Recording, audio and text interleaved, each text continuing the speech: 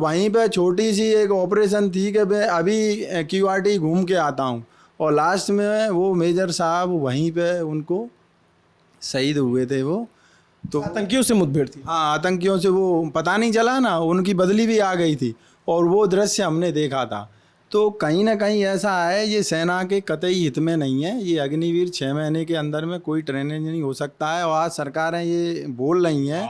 तो अभी हमने 58 दिन आंदोलन किया है शांतिपूर्वक, बिल्कुल किस बात का आंदोलन किया बताइए। हमने जो 10%। अच्छा, एक चीज उस आंदोलन पे आते हैं। आप जैसे कह रहे हैं कि उसको लगेगा कि 1 साल बचा हुआ है तो हम क्यों जाएं मरने के लिए, तो वो ये भी तो उसके अंदर हो सकता है कि वो जो एक सेलेक्ट होगा वो मैं हो जाऊंगा, मैं वहां जाऊंगा। नहीं, लेकिन ऐसा होता है भाई साहब, आप इस बात को आप मानिए, और ये पूरा देश जानता है। क्योंकि देखिए, हम वो चीज़ नहीं समझ सकते जो आप बेहतर समझेंगे। आपने वो किया है, इसलिए आप बताएंगे तो ज़्यादा बेहतर। मैं ये कहना चाहता हूँ कि जो आपने ये कहा है, इसका मैं आपको जवाब देता हूँ कि जो व्यक्ति, मान लीजिए मैं 10 व्यक्ति बैठे हैं, और जो भर्ती हो गए जिस दिन जाता है, उसका मेंटली और फिजिकली बिल्कुल उसकी उस दिन से देशभक्ति उमड़ के रहती है अपनी बॉडी के अंदर। जैसे सोल्जर का फुल फॉर्म होता है कि सोल्जर एक स्मार्ट सोल्जर, सोल्जर का फुल फॉर्म है स्मार्ट, ठीक है, ओबिडेंटली, एफिशिएंसी, ठीक है, रिस्पॉन्सिबल। तो सोल्जर के अंदर जिम्मेदारी, वफादारी और देशभक्ति ये कूट कूट के भरी जाती है 1 साल के अंदर। वो अपने किसी भी नज़दीकी रिलेशन में, भाई बंधु में, सब जितने मोह माया को त्याग करके एक देशभक्ति करता है। और मुझे नहीं लगता है कि जो 6 महीने वाला जो ट्रेनिंग जाएगा, और जो 4 साल उसको पहले से ही पता है कि मुझे वापस आना है सेना से, वो एक दिल खोल के देशभक्ति का जज्बा वहाँ पे जाहिर कर पाएगा, ये मुझे इसमें संदेह का घेरा लगता है। क्योंकि हम लोग मानते हैं कि हम जो अपने कीमती समय निकाल के और सेना का जो योगदान, अपना बलिदान देने के लिए तत्पर रहते हैं, तो कहीं ना कहीं एक निजी स्वार्थ भी रहता है। क्या होता है उस वक्त? निजी स्वार्थ ये रहता है कहीं ना कहीं, हमें ये है कि आज हम सेना की देशभक्ति और देश के लिए मर मिटते हैं, तो हमारा परिवार कहीं ना कहीं सरकार या जो भी बैठे हुए सेना के जो अधिकारी हैं वो हमारे परिवार को देखेंगे। लेकिन आज जो अग्निवीर जाएगा, यदि वो किसी का न होता है या उसके शादी हो चुकी होती है, तो उसके बीवी बच्चों की पेंशन तो होगी नहीं। तो कहीं ना कहीं हम लोगों को ये रहता था कि आज जब हम रिटायर होके जाएंगे 20-25 साल यदि जीवित घर पर पहुंच गए, तो कम से कम हमें सेना पेंशन तो देगी। लेकिन आज तो वो भी सरकार ने हक छीन लिया, और प्रदेश सरकारें ये कह रही हैं कि हम आपको 10% उसमें प्राथमिकता देंगे। आज पूर्व सैनिक ग्वालियर चंबल संभाग ने, संगठन ने बिल्कुल 2 महीने तक आंदोलन किया कंटिन्यूअस। मध्य प्रदेश सरकार ने बड़े बड़े आए हमारे पास और आश्वासन दे के गए कि हम आपको देंगे रिजर्वेशन, और आज तक हमको नहीं दिया। जो हम ट्रेंड सोल्जर बैठे हैं, किस चीज़ में रिजर्वेशन?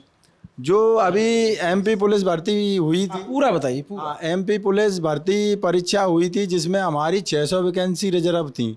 अच्छा। हाँ, और गजट प्रक्रिया 21 अप्रैल 1999 के तहत ये पूर्व सैनिकों को महामहिम राज्यपाल के द्वारा गजट में पारित किया गया था, और हमारी जो सीट हैं वो 10% आरक्षित हैं। और इन लोगों ने नोटिफिकेशन में भी दिया था, पुलिस का भर्ती जो सूचना देने से पहले, उसमें इनने क्लियर किया था कि आपको 600 वैकेंसी हैं और आपको उसमें 600 आपके जवान भर्ती होंगे। उसके बाद इनने क्या प्रक्रिया की, और एक भी जवान पूरे मध्य प्रदेश से 10% आरक्षण में नहीं लिया गया। और हम ट्रेंड सोल्जर थे पुलिस में, यदि हम आर्म्स के बारे में हमें ज्ञान है, हथियार से लेके अब कितने प्रकार का आमुनेशन होता है मुझे वो ज्ञान है, उसके बाद कानून के बारे में ज्ञान है। हम लोगों को सब चीज़ होते हुए तभी तो आगे जो बैठे थे उन्होंने ये 10% आरक्षण किया था, और आज मध्य प्रदेश सरकार ने इसको ख़त्म कर दिया। तो मैं आरक्षण तो है ना आपका अभी? नहीं, अभी इस भर्ती में ख़त्म कर दिया है। इस भर्ती में किसी भी पूर्व सैनिक को, मध्य प्रदेश में एक भी पूर्व सैनिक को नहीं लिया गया। नहीं, ये कहा जा रहा था कि 600 लोगों का कोटा था, सिर्फ 6 लोगों का हुआ। नहीं नहीं नहीं, वो 6 लोग जो हुए हैं वो 10% आरक्षण में नहीं हुए हैं, वो जनरल कैटेगरी को फाइट करके गए हैं, तब वो 6 लोग सिलेक्ट हुए हैं, सिलेक्शन हुआ है। वो ऑलरेडी वो जनरल को फाइट करके गए हैं, वो एक सिविलियन के तौर पे उनको सिलेक्शन किया गया है। क्योंकि जो हमको 10% आरक्षण में तो एक भी पूर्व सैनिक लिया ही नहीं गया है। अच्छा एक बात बताइए, आप भी फौज में रहे, आपका क्या नाम है? यदुवीर सिंह भदौरिया। यदुवीर जी, जैसे कह रहे हैं तोमर साहब कि यहाँ पे आरक्षण नहीं मिला और इससे पहले भी भर्तियाँ आई होंगी, तो उनमें मिला था? बिल्कुल उसमें मिला था, 2016 में जो हुई थी उसमें मिला था 10% आरक्षण। सभी में मिलता है। तो अभी जैसे देखिए, जब अग्निपथ योजना का ऐलान हुआ तो सबसे पहले मुख्यमंत्री शिवराज सिंह चौहान ही थे जिन्होंने कहा कि हम अग्निवीरों को प्राथमिकता देंगे। लेकिन ये पूर्व सैनिक एक सच्चाई बता रहे हैं कि इनको जो प्राथमिकता देने की बात थी उसी प्राथमिकता को नहीं दिया गया। ऐसा क्यों हुआ? वो मतलब पहले उन्होंने नोटिफिकेशन में दिया था कि आपको 10% आरक्षण मिलेगा, उसके तहत हम लोगों ने अपने फॉर्म डाले थे। लेकिन उन फॉर्मों के डालने के बाद में जो हमें फिजिकल के लिए बुलाना था उसमें हमारा कोई आरक्षण मिला ही नहीं, एक भी कोई सिलेक्ट ही नहीं हुआ। जो आरक्षण के तहत होना था वो एक भी नहीं हुआ। तो आप लोग ये आप कुछ कागज़ लिए बैठे हुए हैं, ये क्या है? सर जी वो हम आंदोलन दिखाना मोहन। हाँ, 3 अप्रैल ये मध्य प्रदेश पुलिस आरक्षक परीक्षा 2020 में पूर्व सैनिक का 10% हॉरिजॉन्टल कंपाउंड आरक्षण, या आपने एक ज्ञापन तैयार कर रखा है? ज्ञापन दिया था मैंने। हाँ, और ये किस किस को दिया है सर इसका भी डिटेल में दूंगा, पर मैं बताना भी चाहता हूँ, जो बताऊंगा वो भी ऑन पेपर है। अच्छा अब आप जरा बताइए इसको हमको थोड़ा अच्छे से। यदि मध्य प्रदेश सरकार ने जब हमको आरक्षण देना ही नहीं था तो 25.5 लाख हमारे पूर्व सैनिकों से फॉर्म भरने के लिए क्यों लिए? मैं पैसे दिए आप? क्यों पैसे? हमारे जो फॉर्म हमने डाला उसमें हमारा पैसा वेस्ट नहीं हुआ। एक फॉर्म में 500-700 रुपया हमारा वेस्ट हुआ, तो 900 रुपया हमारा वेस्ट हुआ उसमें। तो ये प्रदेश सरकार ने पहले नोटिफिकेशन में दे दिया था कि हम आपको पूर्व सैनिकों को 10% आरक्षण देंगे, और उसके बाद नहीं दिया। तो हमारे जो 2500 सैनिकों ने जो फॉर्म उसमें डाले थे 700 रुपये पर हेड के हिसाब से गया था, तो वो पैसा कहाँ गया हमारा?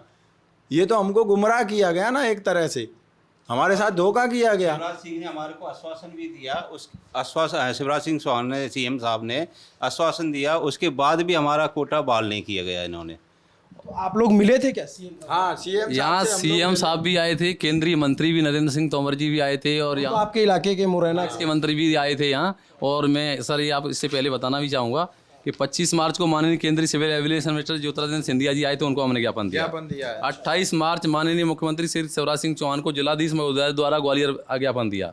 4 अप्रैल 2022 को भारतीय जनता पार्टी के वरिष्ठ नेता मुन्ना लाल गोयल जी को धरना स्थल फूलबाग पे चौराहे पे दिया। 9 अप्रैल 2022 को दोबारा माननीय केंद्रीय civil aviation minister Jyotiraditya Scindia ji को दिया, जो कि रेलवे स्टेशन ग्वालियर पर दौरे के दौरान आए हुए थे। 14 अप्रैल 2022 को केंद्रीय कृषि मंत्री नरेंद्र सिंह जी तोमर को ग्वालियर दौरे के दौरान दिया।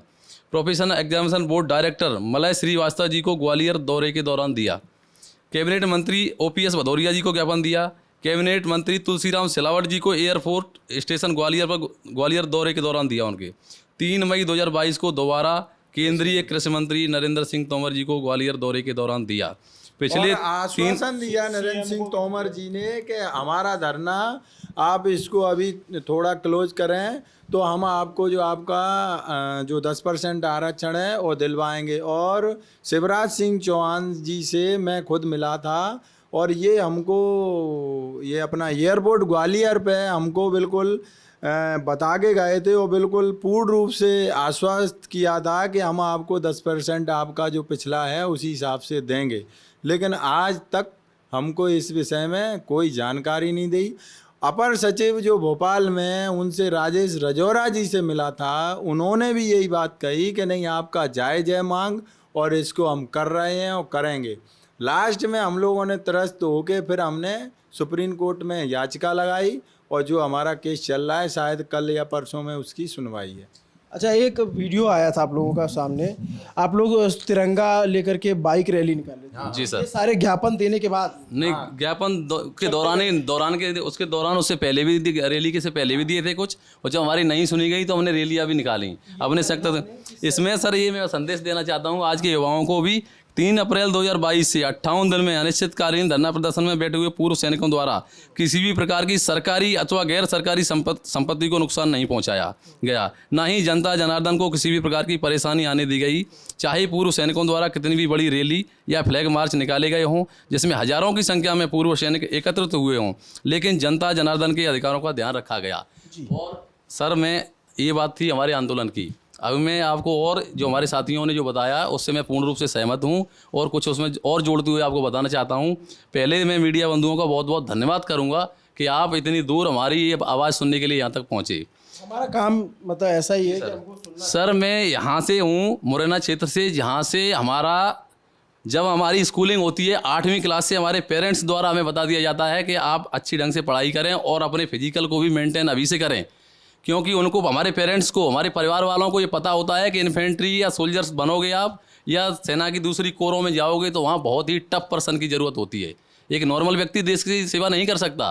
तो हम लोगों की तैयारी 8वीं क्लास जब हम स्कूल में तैयारी कर रहे होते हैं जब से ही शुरू हो जाती है फिजिकली। आज मैं ये जब हम 8वीं 9वीं 10वीं 11वीं 12वीं जब 17.5 साल के होते हैं तब हम जाके उसमें बड़ा उच्च प्रदर्शन करके सेना में भर्ती होते हैं। ऐसे ही हमें निकल लिया जाता नॉर्मल भर्ती, क्यों वहाँ बड़ी बड़ी रैलियाँ होती हैं, उनमें वहाँ से हम अलग निकल के जाते हैं मुरैना से लोग। तो आज ये लोग अगर 4 साल की भर्ती हमें पता होता पहले कि हमें 4 साल के लिए भर्ती किया जाएगा तो हम 8वीं क्लास से क्यों करेंगे तैयारी या हम NCC में क्यों जाएंगे। आज युवा जो भी पढ़ते पढ़ते अपनी NCC सर्टिफिकेट, कोई बोलता है A certificate B certificate C certificate की लड़ाई लड़ता है। रही बात अब भर्ती चयन प्रक्रिया की, तो कोई जाएगा नहीं, उसके लिए तैयारी नहीं करेगा इतने 4-5 सालों के लिए। अगर 4 साल की जॉब मिलेगा उसको, अगर आप चलो भर्ती भी जो हो जाते हैं मैं पहुंच गया, जो अगर नई क्वालिटी के नहीं मिलेंगे जैसे मिलेंगे उनको भर्ती किया जाएगा, जो उनकी प्रक्रिया है उसको थोड़ा कम किया जाएगा। अगर फिर अब रही सिखलाई की बात, मैं आपको सर दावे के साथ कह सकता हूँ कि एक 6 महीने में सोल्जर नहीं बन सकता। आज बड़े बड़े अधिकारी हमारे रिटायरमेंट जनरल साहब और जो सेना के अभी जो वर्तमान में सरकार सेना में बैठे हुए हैं अधिकारी साहब, वो सब लोग बोल रहे हैं कि एक देश का सैनिक सोल्जर्स कभी ये गाड़ी नहीं जला सकता, कभी संपत्ति को नुकसान नहीं पहुंचा सकता। उनकी बात से मैं सहमत हूँ, नहीं कर सकता। लेकिन श्रीमान ये सोल्जर वो हैं जो आपने बिल्कुल अच्छी तरह ट्रेंड कर दिए हैं, जो 17 साल 20 साल या 25 साल में हो पाए हैं। जब हमारा जो हम 4 साल की नौकरी हमने कर रखी थी ना, जब हमारी 4 साल की थी, जब हम इतने ट्रेंड नहीं थे, हमें इतना ज्ञान नहीं था 4 साल में। और मैं एक इन्फेंट्री सोल्जर हूँ, मैं राजपुताना राइफल से बिलोंग करता हूँ, जिसका देख में डंका बजता है जिस सेना का, चाहे हम LAC पे हों चाहे LC पे हों। अब ये ऐसे संवेदनशील इलाकों का हम नाम नहीं ले सकते सिक्योरिटी के लिहाज से पर्सनल कि नहीं, और चाहे हम IB पे हों या पीस एरिया में हों या ऑपरेशनल एरिया में CI में हों कहीं भी, तो सर वहाँ पर जो हमारे 4 साल या 5 साल के जवान होते हैं उनको हम पीछे रखना पड़ता है हमें। पोस्ट अच्छा, उनको हम उनके भरोसे नहीं छोड़ सकते किसी पोस्ट को। जहाँ संवेदनशील एरिया है वहाँ 10 साल से ऊपर वाला सिपाही या कोई ओहदेदारी रहेगा। अगर वहाँ ऐसा हो जाता है कि डिस्ट्रीब्यूशन ड्यूटी का बंटवारा होता है, तो एक समय में सीनियर की ड्यूटी होती है, एक समय में जूनियर की ड्यूटी। सर मैं बिल्कुल एक्चुअल तथ्य पे बात कर रहा हूँ, ग्राउंड लेवल की। तो जो जूनियर लड़का ड्यूटी के दौरान उसका टर्न होता है, जब भी वो सीनियर सिपाही सो रहा होता है उसको नींद नहीं आती कि नया जवान है, इसकी 4 या 5 साल सर्विस है, इसको इतना ज्ञान नहीं है, उसका ध्यान रखना होता है। सर आप 4 साल की ट्रेंड से कैसे, पता नहीं क्या, हमें पता नहीं चलता कहाँ से फीडबैक जा रहा है। मैं इसको बिल्कुल मतलब ग्राउंड में मैं किया हुआ हूँ 17 साल, इसलिए मुझे लग रहा है कि इन्फेंट्री का सोल्जर हूँ मैं हर जगह रहा हूँ, बिल्कुल आमने सामने पोस्टों की मैंने ड्यूटी दी हुई है। और चाहे चाइना बॉर्डर हो, चाहे पाकिस्तान बॉर्डर हो, या हम अपने मध्यस्थ में कहीं रहे हों, हर जगह सेना की बड़ी एक जिम्मेदारी होती है और बहुत उससे रखा जाता है। मुझे सर इसकी स्कीम से मुझे नहीं लग रहा कुछ इसमें अच्छा है।